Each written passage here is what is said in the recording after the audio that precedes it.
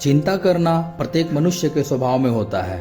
कोई कम चिंता करता है तो कोई ज्यादा चिंतित रहता है। कोई बीत गए कल की चिंता में डूबा रहता है कि हमने ये नहीं किया, वो नहीं किया, काश ये काम कर लिया होता तो हमारी जिंदगी और अच्छी हो जाती। लेकिन हम में से अधिकांश लोग आने वाले कल की चिंता में डूबे रहते हैं। बहुतों के पास सब कुछ होते हुए भी और पाने की इच्छा में हमेशा चिंतित रहते हैं।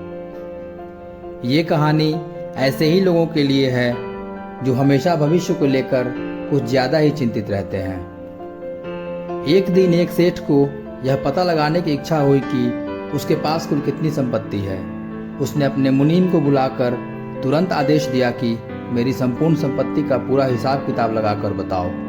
मुनीम पूरा हिसाब किताब सेठ जी को दिखाते हुए बोला, सेठ जी, आपके पास इतनी धन दौलत है कि आपकी 7 पीढ़ियां बिना कोई काम किए ऐशो आराम की जिंदगी जी सकती है। सेठ यह सुनकर चिंता में डूब गए और सोचने लगे, तो क्या मेरी 8वीं पीढ़ी भूखों मरेगी? और सेठ दिन रात इस बात को लेकर चिंता में रहने लगे। सेठ जी को चिंतित देखकर सेठानी को भी चिंता होने लगी। कुछ समय के बाद सेठानी ने सेठ जी को भगवान बुद्ध के पास भेजा। सेठ गौतम बुद्ध से मिले और अपनी पूरी बात बताई। बुद्ध बोले, इसका हल तो बड़ा आसान है। यहाँ बस्ती के अंतिम छोर पर एक बुढ़िया रहती है। वह बहुत ही गरीब है। उसे मात्र आधा किलो आटा दान दे दो। यदि वह तुम्हारा दान स्वीकार कर ले तो तुम्हारी मनोकामना पूर्ण हो जाएगी। सेठ को यह उपाय बहुत ही आसान लगा। सेठ जी घर चले गए और वहां से बुढ़िया को देने के लिए आधा किलो आटा लिया और बुढ़िया की झोपड़ी पर पहुंच गए और बोले, माता जी, मैं आपके लिए आटा लाया हूँ, इसे स्वीकार कीजिए।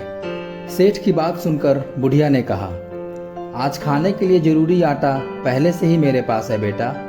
कल की चिंता मैं आज क्यों करूं? जैसे कल के लिए हमेशा प्रबंध होता आया है वैसे ही कल भी प्रबंध हो जाएगा।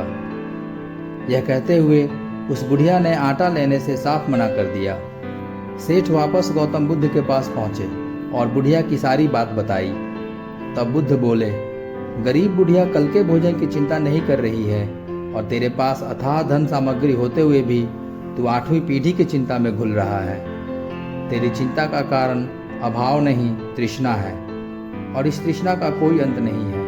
संतोष में ही शांति और सुख निहित है। अब सेठ की आंखें खुल चुकी थी।